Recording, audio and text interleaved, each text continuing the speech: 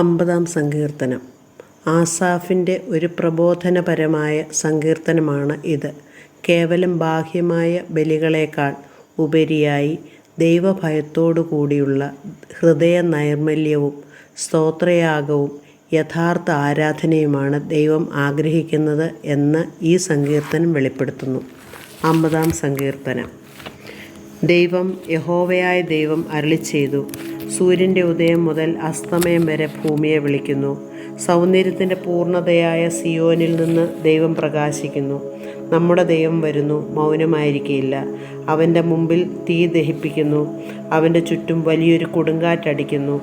തൻ്റെ ജനത്തെ ന്യായം വിധിക്കേണ്ടതിന് അവൻ മേലിൽ നിന്ന് ആകാശത്തെയും ഭൂമിയെയും വിളിക്കുന്നു.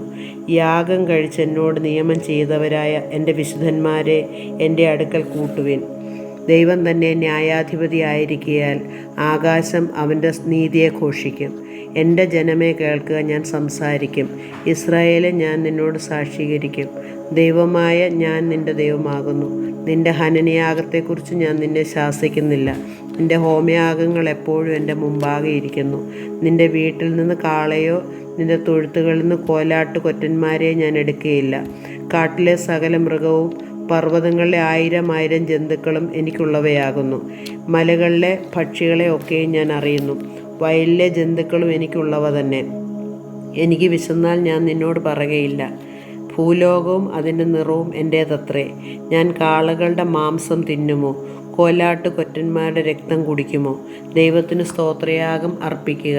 അത്യുന്നതന് നിൻ്റെ നേർച്ചകളെ കഴിക്കുക. കഷ്ടകാലത്ത് എന്നെ വിളിച്ചപേക്ഷിക്കുക. ഞാൻ നിന്നെ വിടുവിക്കുകയും നീ എന്നെ മഹത്വപ്പെടുത്തുകയും ചെയ്യും. എന്നാൽ ദുഷ്ടനോട് ദൈവം അരുളിച്ചെയ്യുന്നു, നീ എൻ്റെ ചട്ടങ്ങളെ അറിയിക്കുവാനും എൻ്റെ നിയമത്തെ നിൻ്റെ വായിൽ എടുക്കുവാനും നിനക്കെന്ത് കാര്യം? നീ ശാസനയെ വെറുത്ത് എൻ്റെ വചനത്തെ നിൻ്റെ പുറകിൽ എറിഞ്ഞ് കളയുന്നുവല്ലോ.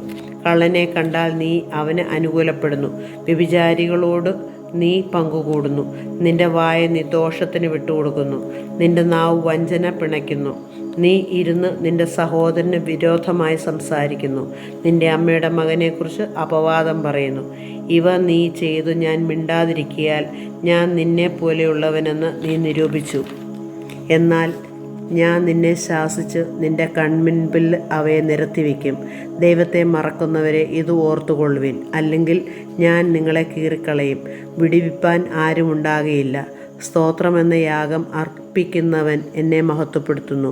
തൻ്റെ നടപ്പിനെ ക്രമപ്പെടുത്തുന്നവന് ഞാൻ ദൈവത്തിൻ്റെ രക്ഷയെ കാണിക്കും. ബാറയ്ക്കുമോ.